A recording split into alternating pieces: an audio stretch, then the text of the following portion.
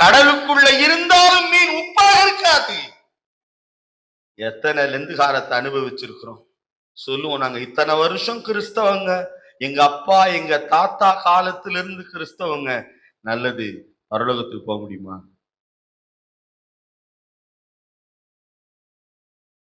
நான் கேட்கல, கர்த்தர் கேட்கிறாரு.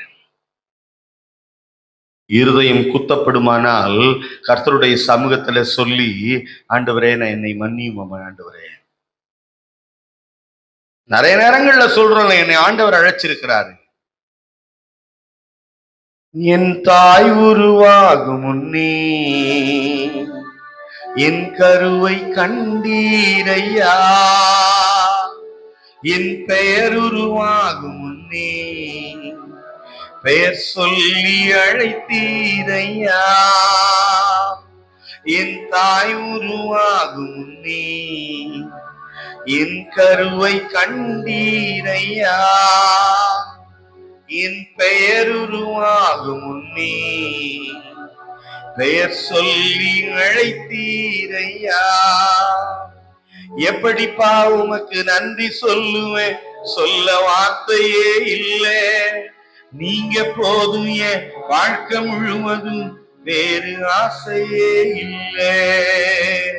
எலும்புகள் உருவாகல, தசைகள் உருவாகல, நரம்புகள் உருவாகல, தரிசனம் உருவானதே தாய் கருவிலே, தரிசனம் உருவானதே. எத்தனை பேர் நம்புறீங்க? என்ன தாயின் கருவிலேயே ஆண்டவர் என்னை தெரிந்து கொண்டிருக்கிறார். தெரிந்து கொண்டிருப்பது உண்மையானால் கர்த்தருக்கு பிரியமாய் நடந்து கொள்ள நாம் அழைக்கப்பட்டிருக்கிறோம். தப்பு செஞ்சு தண்டனை அனுபவிக்கிறது எல்லாரும். தப்பு செய்யாம தண்டனை நீங்கள் அனுபவிக்கின்ற பொழுது நீங்கள் பாக்கியவான்கள். ஏன்னா 21ஆம் வசனத்தை படிங்க.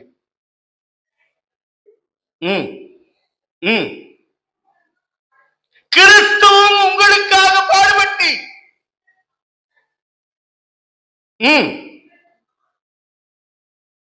நமக்கான மாதிரியை வைத்து விட்டு போயிருக்கிறார் இயேசு கிறிஸ்து. எது முடியாதோ நமக்கான மாதிரி யாரு? நமக்கு பேர் என்னது? கிறிஸ்தவர்கள். அவர் அழகா எழுதுறாரு, கிறிஸ்தவனை டிஸ்டர்ப் பண்ணாதே, அவனை அசால்ட்டாக எண்ணி விடாதே, அவன் வெட்ட வளருவான், கொட்ட உயருவான். அவன் வெட்ட வளருவான், கொட்ட உயருவான்.